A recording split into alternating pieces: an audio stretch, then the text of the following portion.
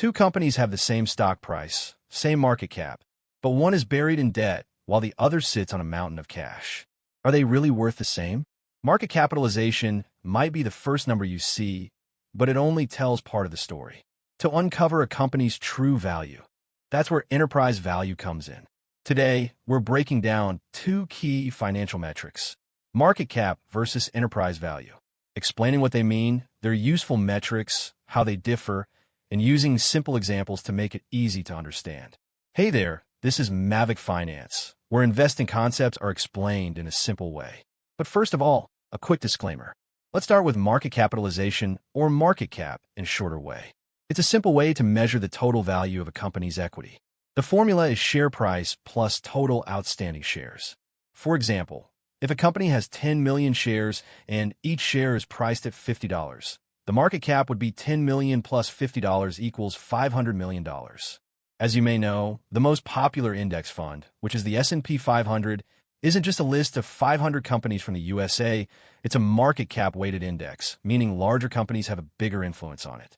By the way, if you want a specific video explaining how this index fund works, let me know in the comments. The market cap of a company gives us a quick overview of what investors think the company is worth, but doesn't tell the whole story. Which brings us to the enterprise value. Enterprise value provides a better meaning of a company's worth. It's not just about the stock price. It also includes the company's debt and cash.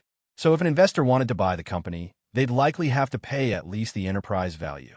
This is because EV reflects what it would really cost to buy the whole business, taking into account both what the company owes and what it owns. The formula is enterprise value equals market capitalization plus total debt minus cash. Why is this important? Well, let's say two companies both have a market cap of $500 million. Company A has $200 million in debt and $50 million in cash. Company B has no debt and $100 million in cash. Now, let's calculate enterprise value. Company A, 500 plus 200 minus 50 equals $650 million. Company B, 500 plus 0 minus 100 equals $400 million. Even though both companies have the same market cap, Company A is actually more expensive when you find its debt, while Company B appears to be a better deal.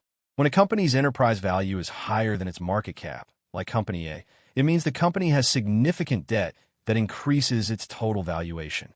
This suggests that if you were to acquire the company, you wouldn't just be paying for its stock, you'd also be taking on its financial obligations. On the other hand, when enterprise value is lower than market cap, like Company B, it means the company has a strong cash position and little to no debt. This can be a positive sign, as it suggests financial stability and potential flexibility for investments or expansions. However, numbers alone don't tell the whole story. It's crucial to investigate why a company has high debt or excess cash. Is it investing in growth, struggling with financial challenges, or preparing for a strategic move? Understanding these factors helps investors make smarter decisions. Now that we understand enterprise value, let's talk about how investors actually use it to analyze stocks. One of the most popular ways is through EV multiples, which compare enterprise value to different financial metrics. Here are some of the most common ones. Enterprise value to EBITDA is a popular financial ratio used by investors to assess the value of a company relative to its earnings. It compares a company's enterprise value to its EBITDA, which stands for earnings before interest, taxes, depreciation, and amortization. A lower ratio typically suggests that a company is undervalued, meaning you're getting more earnings for a lower price, whereas a higher ratio might indicate the company is overvalued. Enterprise value to revenue is another useful financial metric that compares a company's enterprise value to its total revenue.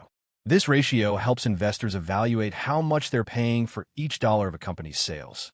A lower EV to revenue ratio indicates a lower valuation relative to revenue, while a higher ratio suggests a higher valuation per dollar of revenue. However, this ratio alone does not account for profit margins, potential growth, or cash flow, so it should be used alongside other financial metrics. This metric is particularly helpful when evaluating companies that might not be profitable yet, especially high-growth businesses in their early stages, since EBITDA or earnings might not be meaningful for these companies. However, it's important to study companies that aren't profitable yet with caution, as they tend to be riskier investments. While EV to revenue can help you compare these companies based on their sales, it doesn't account for their lack of earnings or the challenges they may face in becoming profitable. Many of these businesses are still in their growth phase, and while they may have big potential, they also come with higher risks. Market cap alone can be misleading because it ignores debt and cash.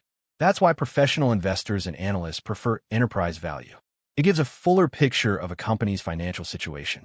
If you found this video helpful, don't forget to like, subscribe, and hit that notification bell for more investing series. You can also check out this useful video. You won't regret it. Thanks for watching, and see you next time.